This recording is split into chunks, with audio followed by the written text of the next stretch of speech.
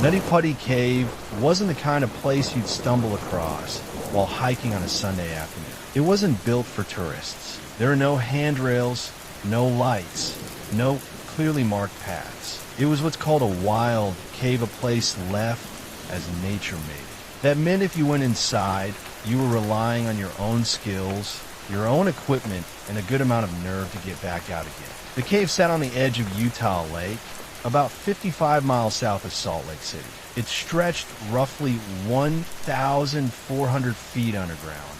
But what made it stand out wasn't its size, it was its shape. Instead of massive cathedral-like chambers, Nutty Putty was known for its narrow, twisting passages that could force even the most experienced cavers to slow down and squeeze through on their stomachs. The walls of the cave had a strange texture, soft and slippery. Touching them left clay streaks across your skin, and your hands came away sticky, like you had been pressing into a ball of putty. That odd consistency gave the cave its unusual name. For some, it was just a quirky feature. For others, it was a warning sign Nutty Putty wasn't friendly. Long before 2009, the cave already had a reputation. In 1999, 4 separate groups of explorers got trapped inside within a matter of weeks. One woman had to be pulled out of a passage called the Scout Eater, a narrow chute that was just barely wider than her shoulders. Another man became wedged so tightly that rescuers had to use ropes to yank him free. Each time, the people survived. But the message was clear. This was not a casual weekend adventure. Because of these incidents, Nutty Putty was closed down by the Bureau of Land Management in 2006. Local officials debated whether to keep it shut forever. But after pressure from the caving community, it was eventually reopened with new rules in place. Visitors had to get permits, and the number of people allowed was limited. The idea was to keep the cave open while reducing the risk. But even with those changes, the danger never went away.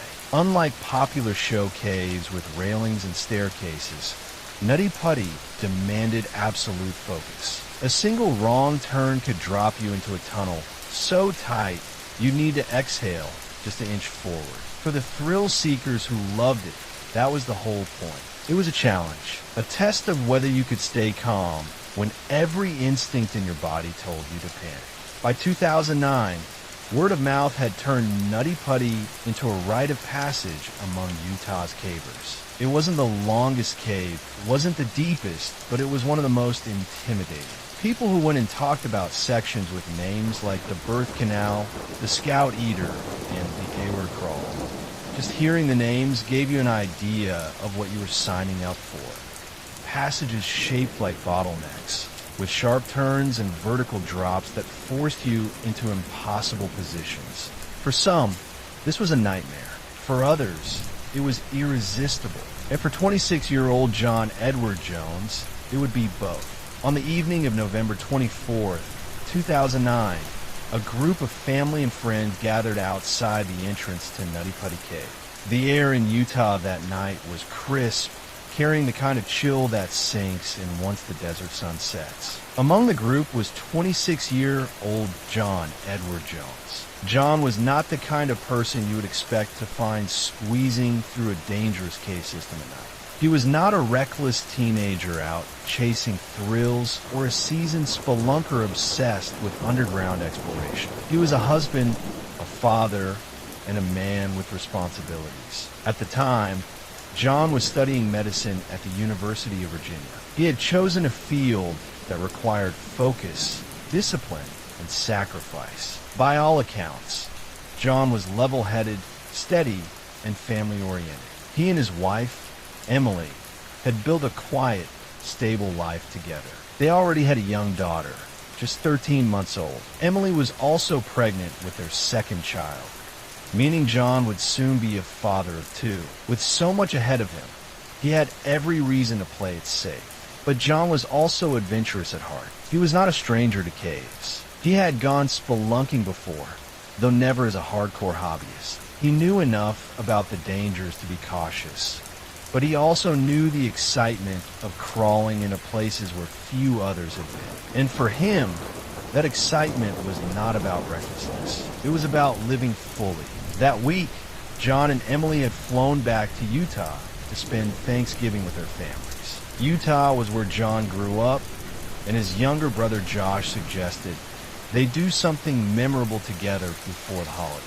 The idea was to join a small group of friends and family members and go exploring Nutty Putty Cave. The cave was notorious in local circles. Everyone knew it was tight, claustrophobic, and risky, but that was part of the appeal. And because it had only recently reopened after being closed for safety concerns, it carried that sense of being dangerous but still possible. For many Utahns, exploring Nutty Putty was almost a rite of passage. If you could handle it, you proved you had the nerve. So that night, 11 people gathered at the cave. They were not amateurs, just wandering in without preparation. They brought headlamps, flashlights, gloves, and everything they needed to move carefully through the pitch-black labyrinth underground.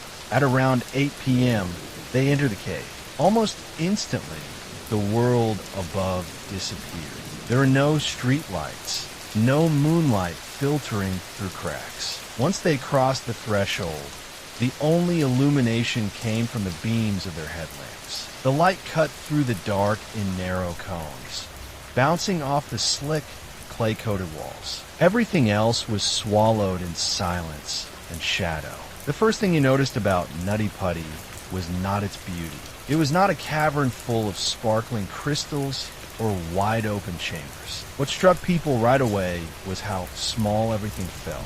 The tunnels were narrow, uneven, and often forced you onto your hands and knees. In some places, you had no choice but to crawl on your stomach, pressing your body against the cold ground while you wiggled forward inch by inch. The group moved slowly, testing themselves against the cave's famous passages. They maneuvered through areas with names like the Scout Eater, the Birth Canal, and the Aorta Crawl. These were not fun nicknames meant to make people laugh. They were warnings about what the tunnels were like.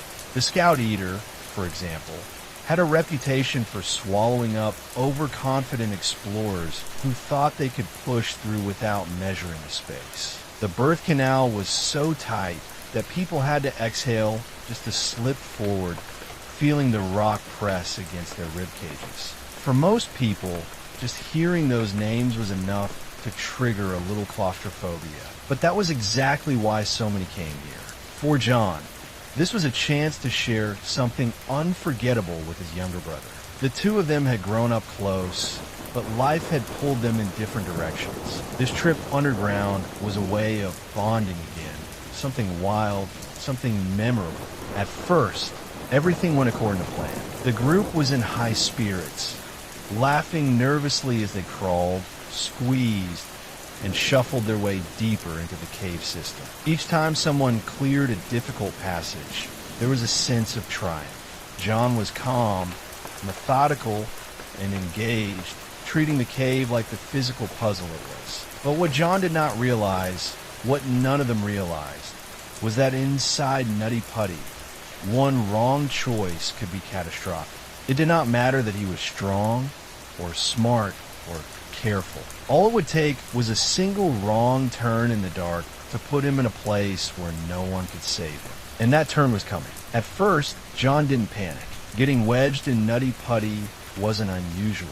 Dozens of cavers before him had gotten stuck for minutes at a time, then managed to back out with a little effort. So John took a breath, steadied himself, and tried to move. But nothing happened. He pushed with his toes, trying to slide backward. The clay-like mud on the walls sucked at his clothes and skin, holding him in place. He twisted his shoulders, hoping to free at least one arm, but the rock pressed tighter.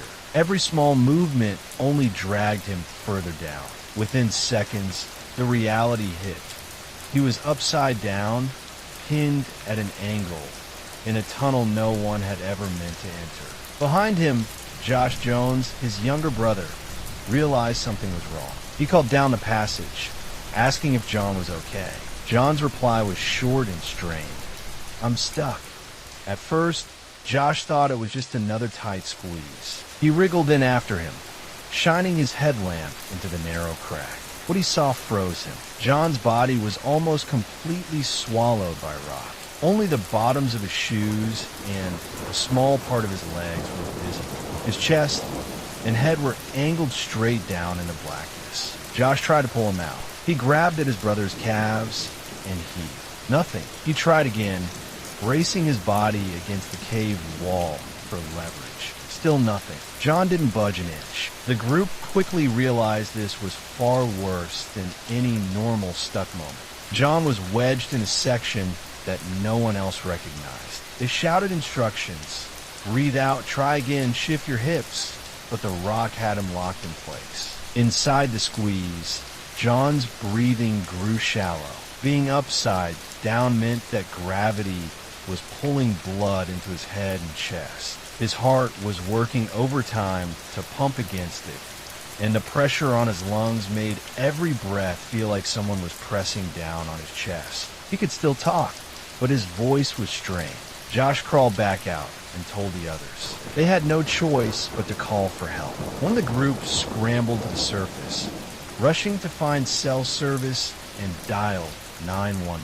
It was just before midnight when the call went through to Utah County Search and Rescue. The dispatcher who answered had dealt with cave rescues before, but when they heard the details, upside down, 150 feet in, 400 feet from the entrance, they knew this wasn't routine. Within an hour, the first rescue teams arrived. Paramedics, volunteer rescuers, and experienced spelunkers from across the county gathered at the mouth of Nutty Putty. They lugged ropes, drills, and climbing gear into the narrow entrance. By then, John had been stuck for nearly 3 hours. Reaching him was the first challenge. The rescuers had to crawl on their bellies through twisting passages, then shuffle sideways, then wriggle headfirst just to get within sight of his shoes. The deeper they went, the harder it was to move equipment. Every rope, every tool had to be dragged in by hand. When the first rescuer reached John, he tried to speak calmly. He told him they were going to get him out, that everything was under control. John responded with as much steadiness as he could manage. But even then, his voice revealed the strain. Hanging upside down for hours was already taking a toll. The rescuers came up with a plan. They would anchor a pulley system to the rock, loop a rope around John's legs, and slowly haul him back up the passage. It was a method that had worked in other caves, but Nutty Putty was different. The tunnel where John was stuck was so narrow and jagged that the angles worked against them. Still, they had to try. For hours, rescuers drilled into the rock, setting anchors for ropes. They slid the line around John's legs and pulled. At first, there was hope. He moved a few precious inches, but then the rock caught him again, pinning him harder. Each pull pressed his body into sharper angles. Each pause gave gravity more time to flood his head with blood. By dawn, John had been trapped for nearly 10 hours. His family waited at the entrance, praying for good news. Josh, exhausted and terrified, sat near the rescue site, refusing to leave. Inside, rescuers rotated shifts, working in the claustrophobic space for as long as their nerves and bodies allowed before crawling out to recover. John remained upside down, 400 feet from daylight, 150 feet underground, and the clock was ticking. Josh sat outside the tunnel, trembling, praying, unsure whether to cry or scream. He had tried everything he could think of, pulling on John's legs, pushing his shoulders, whispering encouragement, even attempting to shift his brother's weight. Nothing worked. The rock had him locked in place, and every movement seemed to make it worse. As Josh raised the alarm, word spread quickly. Within hours, the quiet hills near Santaquin were alive with flashing lights. Helicopters hovered above, and volunteer rescuers, firefighters, and paramedics poured into the site. The entrance to Nutty Putty became a flurry of activity. Radios crackled, ropes were unrolled, pulleys assembled, and teams strategized in hushed, urgent tones. The mission was simple in theory: get John out alive. But the cave had other ideas. He wasn't near the entrance, where a stretcher could slide in easily. He was deep in a twisting labyrinth, wedged in a passage barely wide enough for his body. Even reaching him took a team of rescuers crawling on bellies, sliding through mud-slick passages, hauling ropes, pulleys, and equipment that felt heavier with every inch of progress. Inside the narrow, suffocating tunnel, the rescuers faced near total darkness. Headlamps carved thin, trembling cones of light. The air was heavy, humid, and stagnant.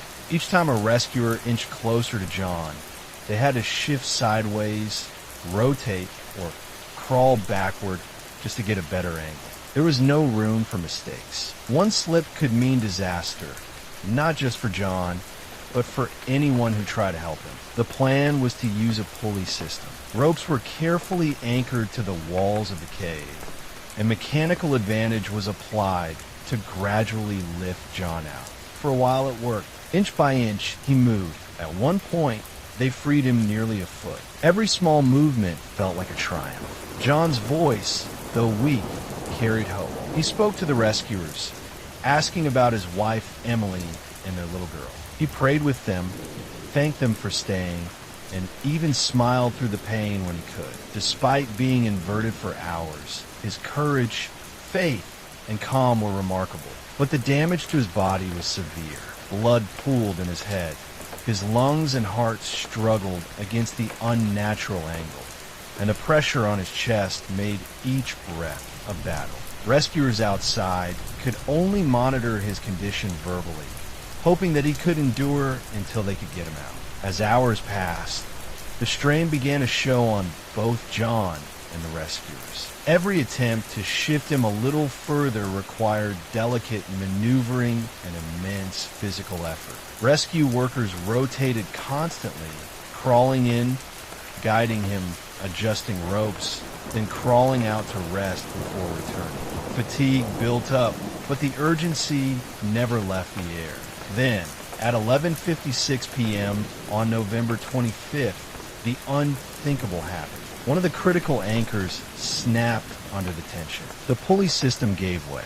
John slipped back into the passage, deeper than before. Time seemed to freeze. The rescuers tried again, but the cave had tightened its grip. The angles were impossible. New anchors were drilled, ropes repositioned, alternative approaches debated, but every attempt failed. John was unreachable. Inside, his body began to fail. Hours of blood pooling in the brain and chest compression were irreversible. He tried to speak, to reassure the team, but his voice grew faint. Gravity was relentless. The passage that had trapped him now ensured there was no hope of escape. Outside, Josh and the team realized the grim truth. John, a husband, father, and brother, had given all he could, but the cave was stronger. Attempts to remove him now risked more lives. Authorities made the heartbreaking decision. Nutty Putty Cave would be permanently sealed with John inside. Concrete was poured over the entrance. The cave, once a playground for thrill seekers, became a tomb. Friends and family held vigils, mourning the loss and celebrating the courage John had shown. Emily, pregnant with their second child, carried the weight of grief alongside the memories of his bravery. John's story became a cautionary tale, known across Utah and beyond. It is a reminder of the allure of adventure and the dangers that come with it. People remember the way he faced impossible odds with courage and faith, thinking first of his family, even in the final hours. To this day, Nutty Putty Cave stands sealed, a silent monument to tragedy. Visitors and locals remember John not only for how he died, but for how he lived, with love, bravery, and a sense of adventure that would not be dimmed, even in the darkest hours. The story of John Edward Jones is still told, a mix of caution and reverence. It is a tale that captures the fragile line between thrill and danger, curiosity and catastrophe. For the families, for the rescuers, and for anyone who has ever entered the unknown, Nutty Putty Cave will always be a place where courage met an impossible end. After the devastating rescue attempt, the reality of what happened at Nutty Putty Cave began to settle over everyone involved. For the rescuers, it was a nightmare they would carry forever. They had crawled through the claustrophobic tunnels, risked their own lives, and spent more than 24 hours trying to save John, only to face the heartbreak of failure. Josh Jones, John's younger brother, struggled with guilt and grief. He had been the one to raise the alarm, to try and pull John free, and to witness firsthand how trapped his brother was. Every memory of those hours, his voice, his struggle, the way he had clung to hope, would haunt him for years. Emily, John's wife, faced unimaginable pain. She had lost her husband, the father of her 2 children, in the most horrific and unusual way imaginable. Yet in interviews afterward, she remembered John's calmness, his courage, and how even in the cave, he thought first of her and their children. His bravery under such extreme circumstances became a testament to his character. The decision to permanently seal Nutty Putty Cave was not taken lightly. Authorities recognized that attempting to remove John's body from such a narrow, unstable tunnel would put rescuers at extreme risk. Concrete was poured into the entrance, locking the cave and John inside. For the local community, Nutty Putty became more than a thrill-seeker site. It turned into a solemn reminder of human fragility, the dangers of the unknown, and the fine line between adventure and tragedy. Signs and warnings were posted. The story of John Edward Jones spread across Utah and eventually worldwide, cautioning explorers about the perils of caving without adequate experience or preparation. Even years later, his story continues to inspire and warn. Rescue workers who were on site remember the ordeal as one of the most challenging and emotionally taxing they had ever faced. His family continues to honor his memory, recounting his bravery and the love he had for them. Nutty Putty Cave itself is now sealed, silent, and still. It is a tomb, a place where thrill and tragedy intersected in the most unimaginable way. But John's legacy remains alive, a story of courage, faith, and love in the face of impossible odds. The tragedy is remembered not just for the death, but for the humanity displayed throughout. The selflessness of the rescuers, the bond between brothers, and the enduring love of a husband and father for his family. It is a story that reminds everyone that some adventures are worth telling, but some risks can never be undone. Floyd Collins grew up surrounded by caves. To him, they were more than just holes in the ground. They were a world of mystery, challenge, and opportunity.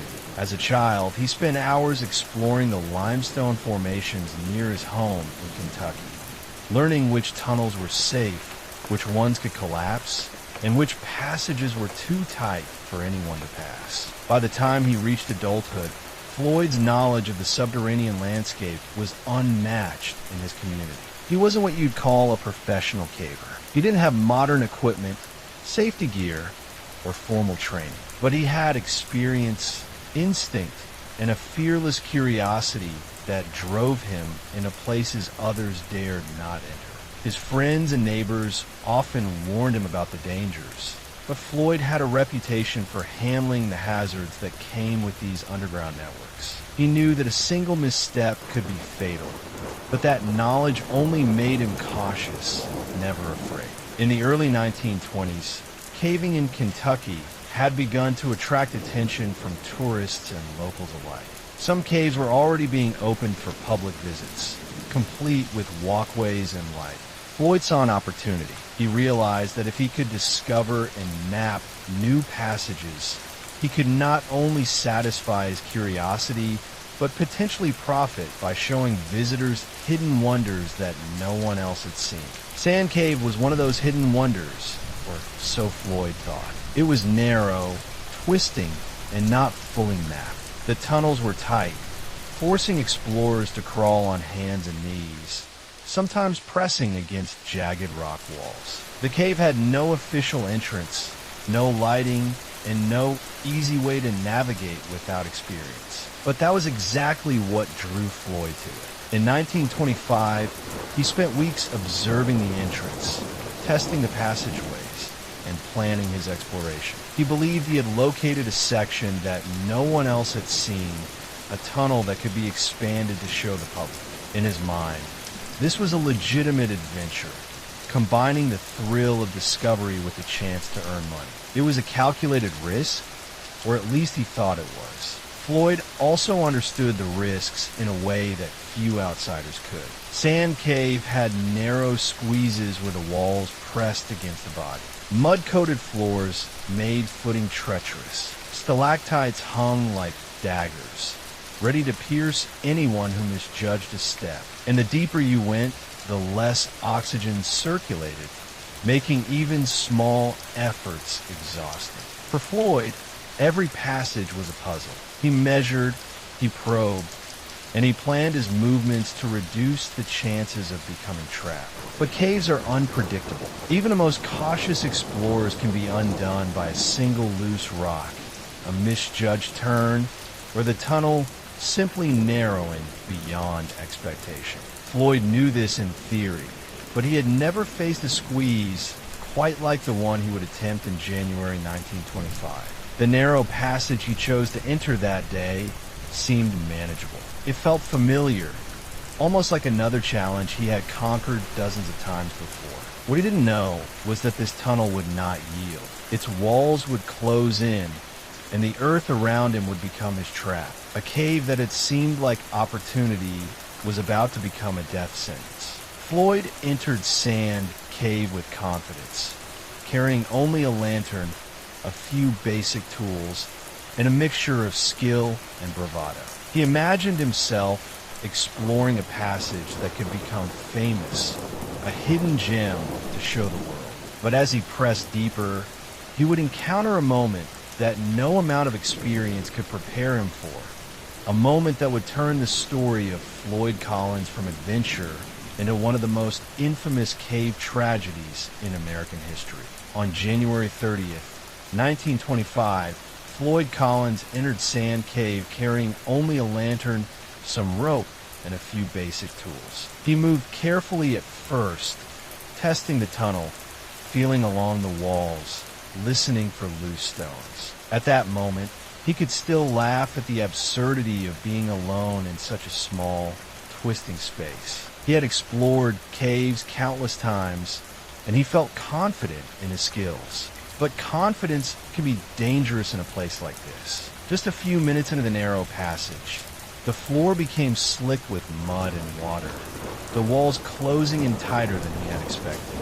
Floyd attempted to wedge himself forward, thinking he could twist his body just right to gain a bit of room. The passage gave him just enough space to move a few inches, but suddenly the rock shifted beneath him. His foot slipped on a slick patch, and gravity worked against him in a way he hadn't anticipated. Floyd found himself trapped upside down, his feet pointing toward the entrance, his head pressed against cold, jagged rock. The tunnel had narrowed without warning, leaving his body pinned.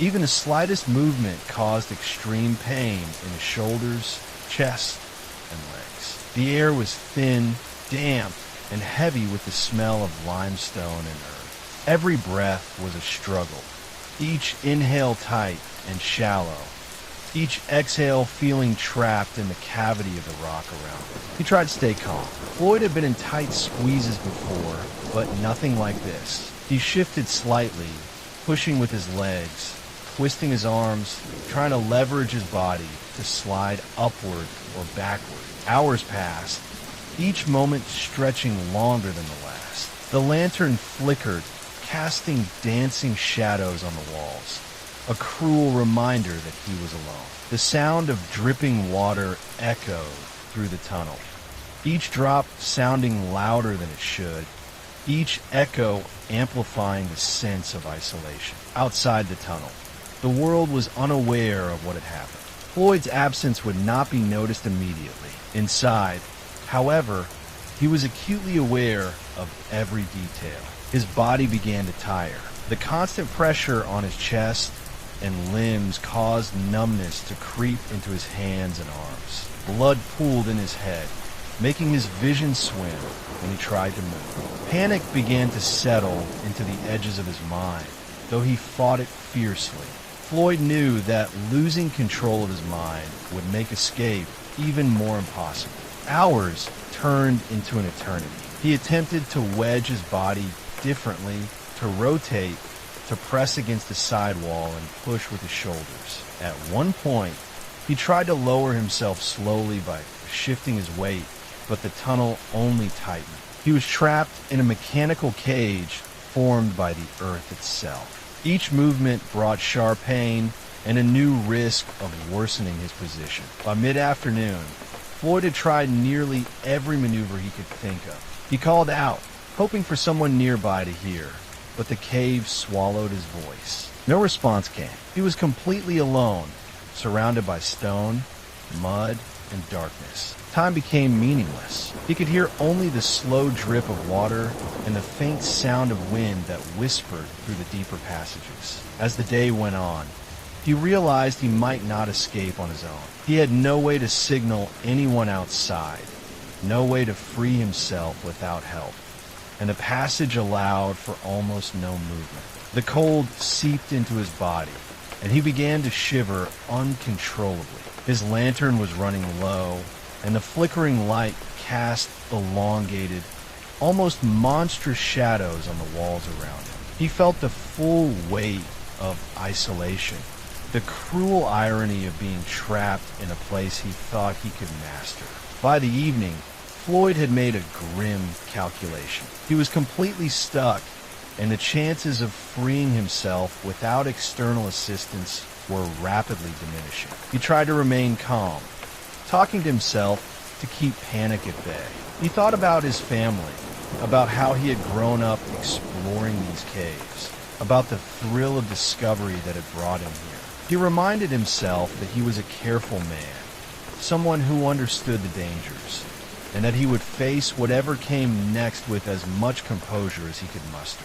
Overnight, the cave became almost silent, with only Floyd and the dripping water keeping vigil. The temperature dropped, and he could feel the chill creeping into his bones. Each movement caused pain, and each attempt at self-extrication reminded him of just how tight the passage was. He realized he had underestimated the cave, its unpredictable twists, and the way it could trap even the most experienced explorer. The hours stretched longer, and Floyd's endurance was pushed to the limit. Hunger, fatigue, and cold gnawed at him, but he refused to give up. He had to survive, he told himself. He had to hold on until someone found him. He tried different angles, contorted his body in ways that caused sharp stabs of pain, but the earth had claimed him. He was wedged in, upside down, and utterly trapped. What made the situation worse was the knowledge that he could not be seen. If anyone passed nearby, they would have no idea he was stuck, no indication of the danger unfolding in the darkness. Time became a blur of struggle, pain, and mental calculation. Each minute was an ordeal, each movement a potential disaster. By the following morning, Floyd's hope of self-rescue was fading. He had fought tirelessly, using every ounce of skill and ingenuity he had developed over decades of cave exploration. But the cave had one final lesson. It would show him just how unforgiving the underground world could be, how a misjudged step or unexpected twist could transform adventure into disaster. Floyd Collins, one of the most skilled cavers of his time, was now at the mercy of the very tunnels he had mastered for years. Word of the accident spread almost instantly through the small towns near Mammoth Cave. By the next morning, rescuers began arriving in force. Local spelunkers, miners, and volunteers brought ropes, ladders, and improvised tools to navigate the tight tunnels. Doctors and medics arrived, ready to provide aid if Floyd could be reached. Every effort was made to prepare for the impossible task of extracting a man trapped deep underground in a passage only a few feet wide. News of the incident reached newspapers across Kentucky and neighboring states. Headlines described a man trapped in a cave, alive but in grave danger. Crowds began forming outside Sand Cave, drawn by a mix of worry, fascination, and a human instinct to witness the extraordinary. It was 1925, and the story of a man alive but completely inaccessible underground gripped the imagination of a nation that had rarely seen a disaster unfold in real time. Inside the cave, Floyd could hear faint voices echoing through the twisting passages. He called back when he could, trying to reassure the rescuers and keep his own spirits up. He received encouragement in return. People shouted instructions and advice, telling him to remain calm, to conserve his strength, to be patient. Supplies were lowered through the narrow tunnel. A small cup of water, a morsel of food, and a lantern to keep the shadows at bay. Each time Floyd received something, he felt a renewed sense of hope. The rescuers faced unimaginable difficulties. Sand Cave was not designed for rescue operations. The tunnels were slippery with mud, jagged, and uneven. Equipment had to be carried inch by inch through passages barely wide enough to fit a man. Every attempt to widen the tunnel or dig a new path was risky. A misstep could collapse the walls and bury Floyd deeper, ending his life before anyone could help. Meanwhile, the media presence grew. Reporters pitched tents outside the cave entrance, wired telegraphs to send updates to distant newspapers, and took photographs of the rescue operation. Journalists described Floyd as a hero, a man trapped by his own curiosity, and their coverage turned the incident into a story that captured hearts across the United States. Every day, townspeople and curious onlookers would gather outside Sand Cave, watching as ropes were anchored, pulleys were rigged, and men carefully descended into the underground labyrinth. Inside, Floyd faced a battle against time, cold, and his own physical limits. The air was damp and still, sapping his strength. Each movement caused pain as his body strained in the narrow confines. Hunger gnawed at him, fatigue pressed on every muscle, and the chill of the cave seeped into his bones. Still, he focused on staying calm, answering the voices above, and keeping his mind sharp. Panic could have cost him everything. Outside, the tension was unbearable. Volunteers rotated constantly, some descending to measure the passage, some staying above to coordinate equipment, and others trying to devise new plans to reach him. They experimented with different angles, pulleys, and mechanical systems to provide leverage. Every inch mattered. Every attempt could mean the difference between life and death. The national attention added pressure. Families from far away sent telegrams. People followed news bulletins, and the country seemed to be watching Floyd Collins fight for survival underground. For those inside the cave, every movement had to be precise, deliberate, and coordinated. The slightest mistake could turn hope into tragedy. Despite the dangers, Floyd kept talking to the rescuers, telling them he could feel their presence, expressing gratitude, and even joking at times to lift spirits. His composure under the pressure became part of the story, inspiring both the rescue team and the public. But as hours turned into days, the limits of human endurance became brutally clear. He was trapped in a passage that refused to give, relying entirely on the determination and ingenuity of the people above ground to save him. Despite every possible effort, Sand Cave refused to release Floyd. The narrow tunnel had claimed him. For days, rescuers worked tirelessly, moving inch by inch, trying to carve out more space, try to rig pulleys and ropes to pull him out. Each attempt was painstaking. Every movement had to be calculated. One wrong shift in the rock could have crushed him entirely or sent the rescuers themselves into danger. The first 24 hours gave hope. Floyd's voice could still be heard, faintly calling to the rescuers above. He answered questions, followed instructions, and even tried to move when they suggested a new angle. He was alert, and his composure impressed everyone around him. Rescuers spoke of his calmness and courage, of the way he tried to reassure them despite his own pain and fear. But as the hours turned into days, the reality of his situation became harsher. Floyd was trapped in a position that limited blood flow and restricted his breathing. The cave was cold, damp, and unrelenting. Hypothermia began to set in. The small supplies of food and water lowered the immediate danger of starvation and dehydration, but they were never enough to sustain him indefinitely. His energy began to fade. Exhaustion crept in, making it harder to respond or even stay conscious. The pain from the cramped position intensified as muscles crammed, joints locked, and blood rushed to his head. Outside, the rescue team tried every possible strategy. They dug into the surrounding rock to widen the tunnel, hoping to create a space large enough for Floyd to be pulled out. Volunteers worked around the clock, chipping away at stone, prying loose rocks, and reinforcing the tunnel to prevent collapse. The angles were treacherous. Each inch of progress took hours, sometimes days, and often revealed that the rock was far more stubborn than anticipated. Engineers and caving experts were brought in from nearby regions. They analyzed the structure, rigged complicated pulley systems, and even lowered small platforms to keep Floyd stable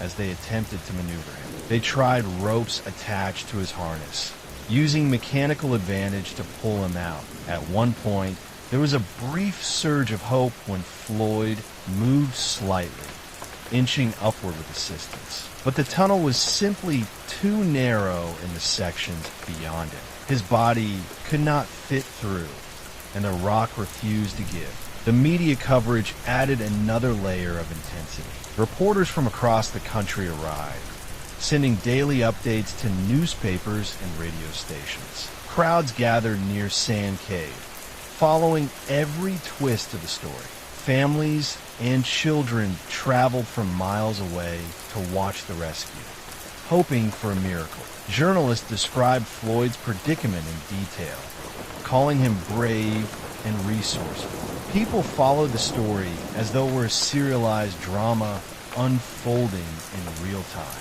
Inside the cave, the conditions worsened. The cold sapped his strength. The mud clung to his body, and the air became increasingly stale and thin. Every small movement caused extreme pain. Each attempt to adjust or shift his position was met with resistance from the unyielding rock. He tried to stay calm, talking to the rescuers and focusing on his survival, but the days took a relentless toll on his body and mind. By the third day, the rescuers realized that even if they could reach him, the physical act of extracting him through the tight tunnel might endanger more lives. Every calculation had to consider that the cave could collapse under pressure or that a wrong move could trap someone else. Floyd's situation had become nearly impossible. Eventually, Floyd succumbed to the conditions inside Sand Cave. The combination of exhaustion, hypothermia, and dehydration overpowered his body. Even the courage and composure he displayed could not counter the unforgiving environment around him. Rescue efforts continued, but it became clear that there was no way to save him.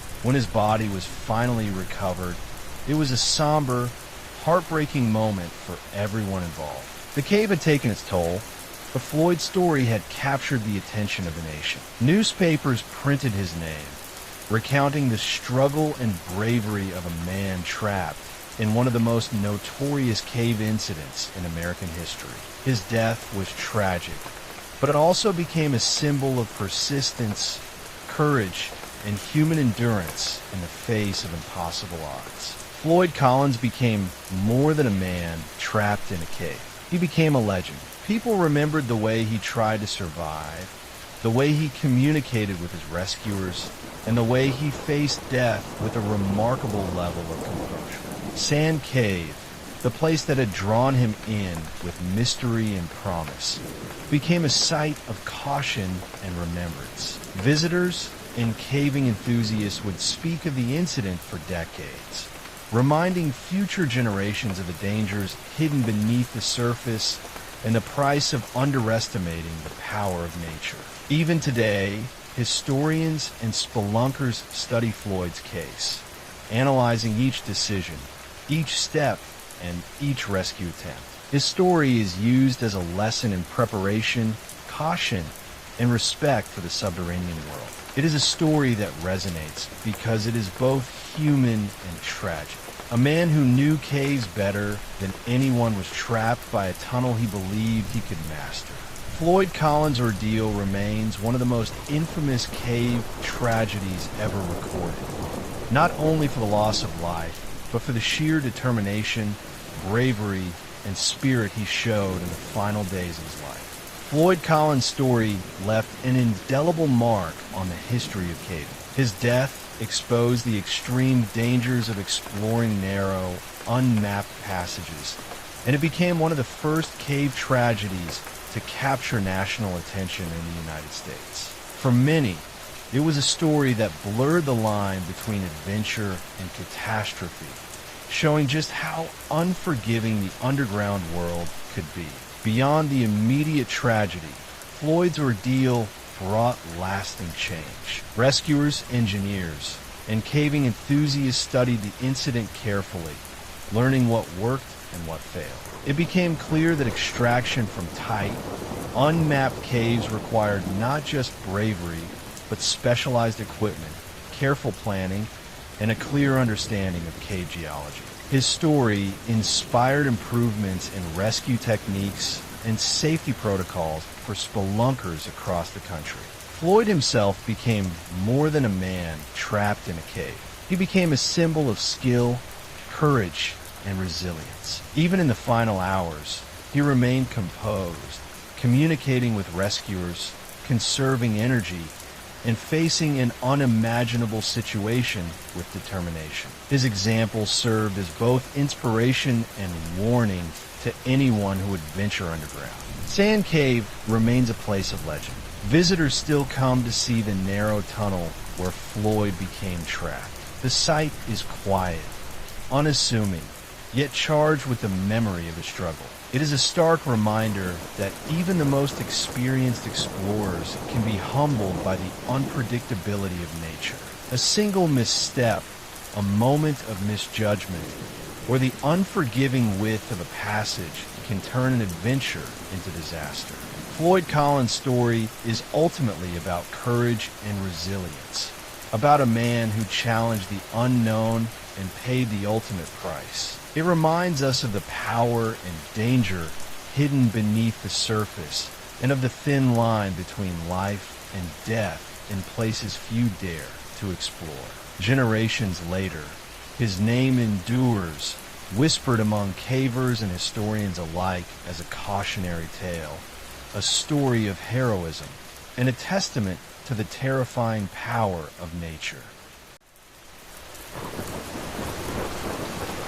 In June 2018, 12 boys from the Wild Boars football team, aged 11 to 16, along with their 25-year-old coach, Ekapal Chantawong, decided to explore Tham Luang Cave in northern Thailand. What seemed like a simple post-practice adventure quickly took a sinister turn.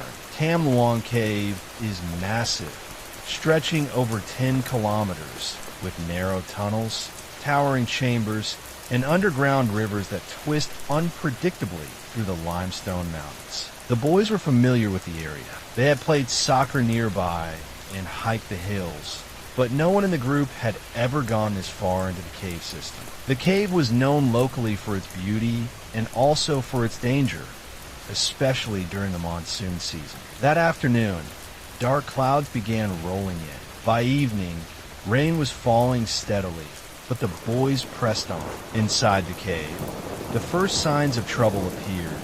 Small trickles of water that soon swelled into surging streams cutting across the tunnel floors. The boys initially tried to ignore it, thinking they could turn back later, but the water rose faster than they expected. As the hours passed, the passages they had walked freely just moments before became treacherous. The floor turned slick with mud. Water rushed past their ankles and then their knees, and the current grew stronger with every rainfall. By the time they realized the cave entrance was blocked, it was too late. The lower passages had flooded, cutting off any easy exit. Panic began to creep in, but the coach quickly took control, urging calm and telling the boys to stick together. With no way back, the group pressed forward, hoping to find higher ground. After navigating twisting tunnels and slippery rock floors, they discovered a dry chamber about 4 kilometers from the entrance. It was cramped, dark, and cold, but it offered refuge from the floodwaters. This chamber would later be called Pattaya Beach. The boys huddled together, wet, shivering, and terrified. They had no food, little light, and no idea how long they would remain trapped. Outside, the rain continued to pour, feeding the caves, swelling rivers, and increasing the danger with every passing hour. For the first time, they understood that what had begun as a playful adventure had become a fight for survival. Outside, the panic was growing by the hour.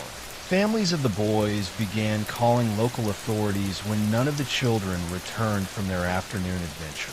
Initially, rescuers hoped the group had simply gotten lost near the cave entrance or taken a different path home, but the heavy rains quickly dashed any optimism. The cave system was known to flood rapidly, and now water had surged into the passages, turning what would normally be a short hike into a potential death trap. Search teams assembled quickly, but conditions were treacherous. The muddy slopes, fast-moving floodwaters, and darkness inside Tham Luang made navigation almost impossible.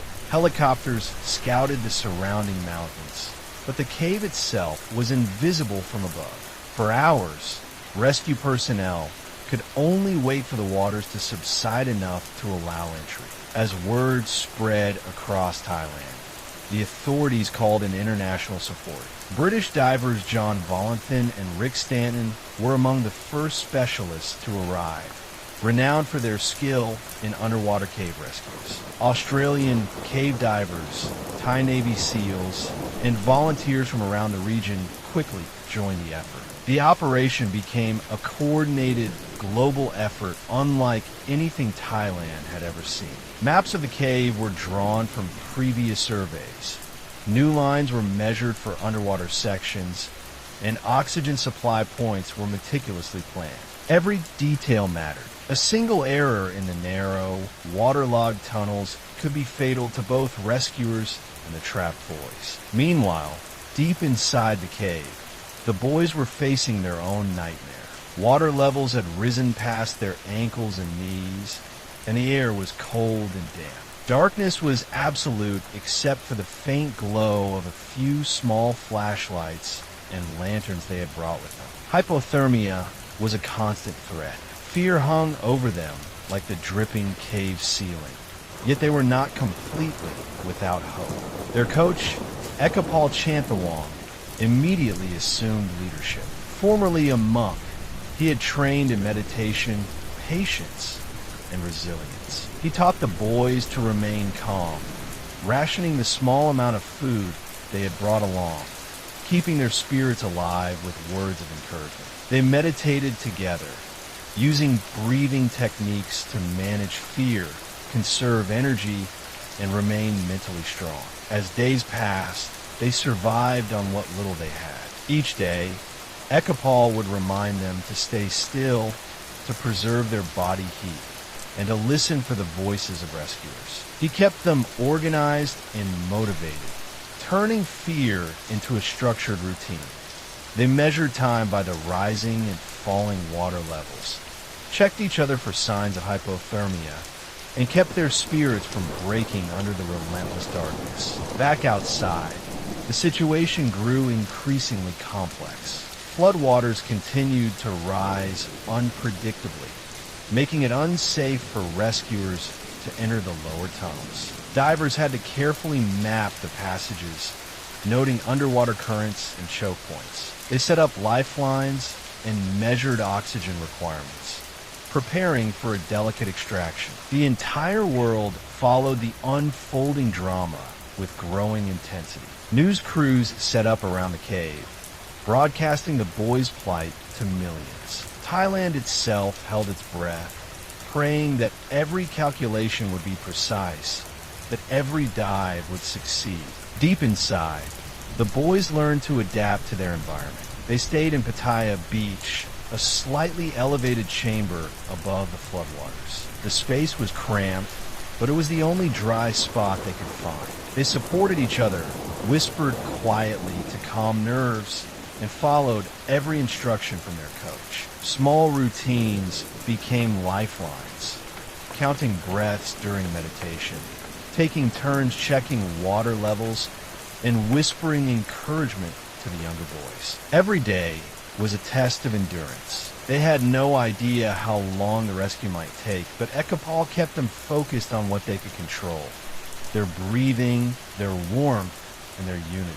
Outside, the rescue operation continued to evolve. Engineers and divers devised ways to deliver food and medical supplies through narrow, submerged tunnels. They coordinated oxygen tanks and lines to reach as far as possible into the cave without endangering themselves. Each plan was reviewed, revised, and executed under extreme pressure, knowing that lives were on the line. The contrast between the chaos above and the stillness below was stark. Outside, teams moved urgently, radios crackled, and weather forecasts were monitored constantly. Inside, the boys huddled together in near silence, relying on their coach's guidance, their courage, and the hope that someone would reach them soon.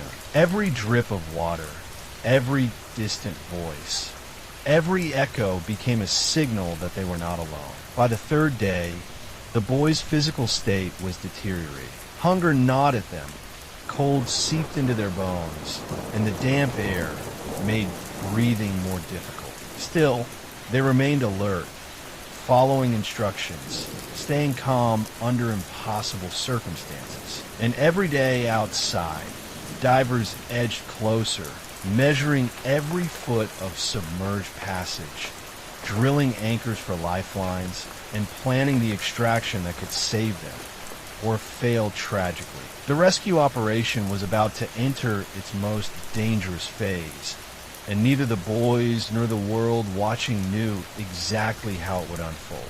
Every decision, every movement would determine whether these young lives would survive the rising waters and the labyrinth of Tham Luang Cave. The challenge facing the rescue teams was unlike anything Thailand had seen before. Many passages in Tham Luang Cave were completely submerged, leaving no room for error. The tunnels twisted in ways that made maps almost useless, with sharp turns, narrow squeezes, and unexpected drops. Currents in some underwater sections were strong enough to sweep an unprepared person off their feet. Visibility was nearly zero, even with powerful lights, and the slightest misstep could mean disaster. Divers had to move carefully, inch by inch, dragging lifelines and setting up oxygen stations at strategic points along the passages. Each dive required precise navigation through the flooded tunnels, often while carrying heavy tanks and equipment. The divers could only travel in pairs, tethered to each other and to a guide rope, constantly checking their depth, air supply, and orientation. One wrong move could trap them in darkness with no way back. Outside, engineers and emergency crews monitored the rain and water levels constantly. The monsoon could flood the tunnels in minutes, potentially drowning the boys and anyone trying to reach them. Plans had to be adjusted on the fly. Divers coordinated with rescue teams above, calculating how much oxygen to send down, where to place lines, and when it would be safe to attempt extraction. Every decision carried consequences. Finally, after days of careful navigation, British cave diver John Vollanthen and Rick Stanton reached the boys. They found them huddled together, pale, shivering, weak, but alive. It was an emotional moment. The boys' eyes reflected relief, fear, and exhaustion. The divers spoke softly to reassure them, explaining that rescue was underway and that they were not alone. Even in that moment of hope, the danger was far from over. The boys were trapped in a labyrinth of underwater tunnels that stretched for kilometers, with strong currents and narrow passages waiting ahead. They had to be transported back through the same dangerous routes, fully submerged in places, while remaining calm and cooperative. One panic attack, one misjudged movement, and the entire operation could have failed. The divers began preparing for extraction immediately. They had to devise a method to safely guide each boy through the twisting, submerged tunnels. Oxygen tanks were attached, and the boys were trained in how to stay calm underwater. Divers practiced maneuvers, tested the equipment, and coordinated rotations to ensure every step would be precise. The stakes could not have been higher. Time was critical. The boys' energy was low, water levels continued to rise, and the cave structure offered no margin for error. Each moment in the tunnels was a calculated risk, a battle against nature, fatigue, and fear. Despite the challenges, that first encounter was a turning point. The boys were alive, and hope surged, but everyone involved knew the hardest part was still ahead, moving them safely through the flooded, treacherous passages, one by one, to freedom. Evacuating the boys from Tham Luang Cave was unlike any rescue operation in recent history. The flooded tunnels were narrow and twisting, and in many areas, the water was waist to chest deep for the divers themselves. Some sections were so constricted that even experienced cave divers had to remove tanks, twist their body sideways, and inch forward carefully to make progress. Every movement had to be deliberate. A single slip could pin a boy or a rescuer against a rock wall, or worse, sweep them into a deep, submerged section where visibility was near zero.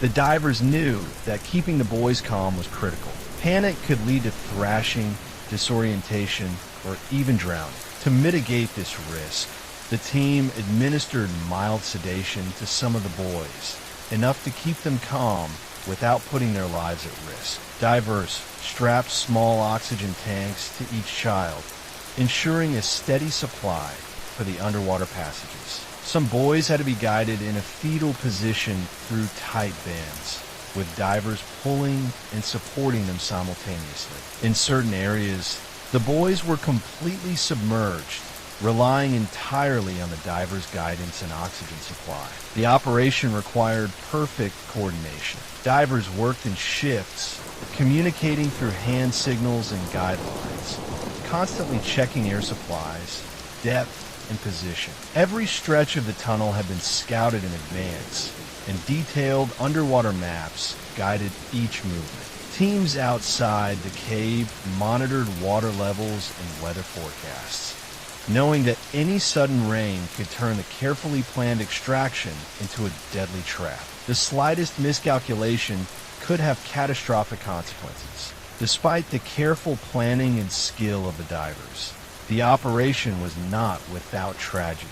Samon Kunin, a retired Thai Navy SEAL, volunteered to help place oxygen tanks deep inside the cave. He was familiar with hazardous conditions, having worked in other rescue operations, yet even he could not overcome the extreme environment. While returning from supply run inside the submerged tunnels, Samon ran out of air and drowned. His death sent shockwaves through the team and the nation. It was a stark reminder that even the most skilled and courageous rescuers were not invincible. News of Saman's sacrifice spread worldwide. People watching from home learned the rescue was not just about the boys. It was about lives put at risk at every stage. Every diver who entered the cave knew they could become the next casualty. Yet despite the danger, the mission continued, driven by the hope of saving 12 lives trapped in an unforgiving labyrinth of rock and water. The extraction process itself was painstaking.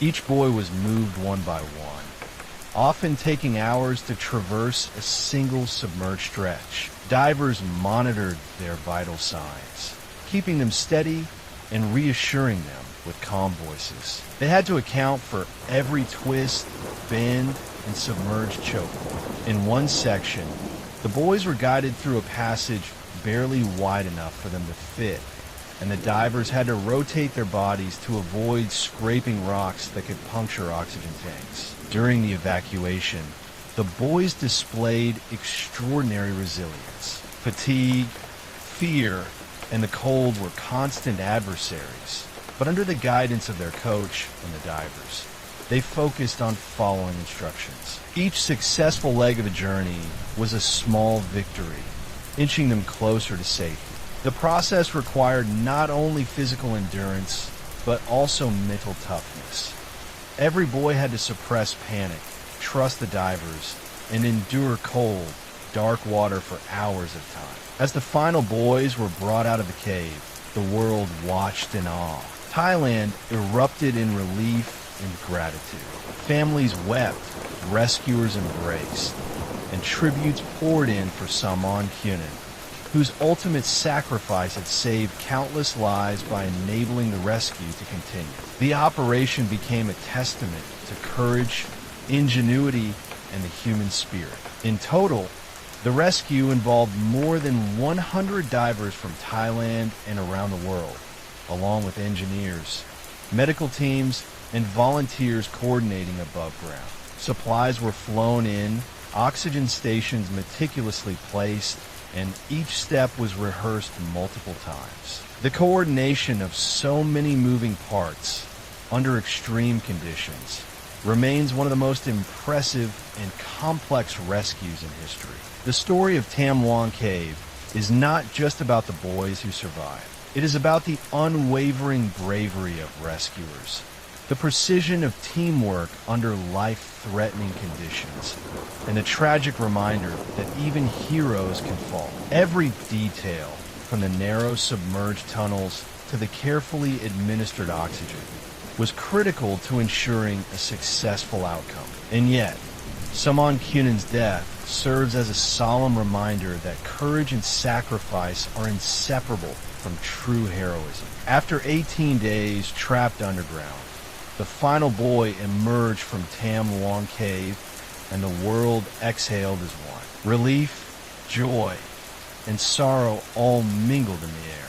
Families embraced, rescuers wept, and the boys were rushed to hospitals to be checked for dehydration, hypothermia, and infections. Doctors praised their resilience, noting that many could not have survived so long in such extreme conditions without proper mental focus, teamwork, and leadership from their coach. The rescue operation left an indelible mark on everyone involved.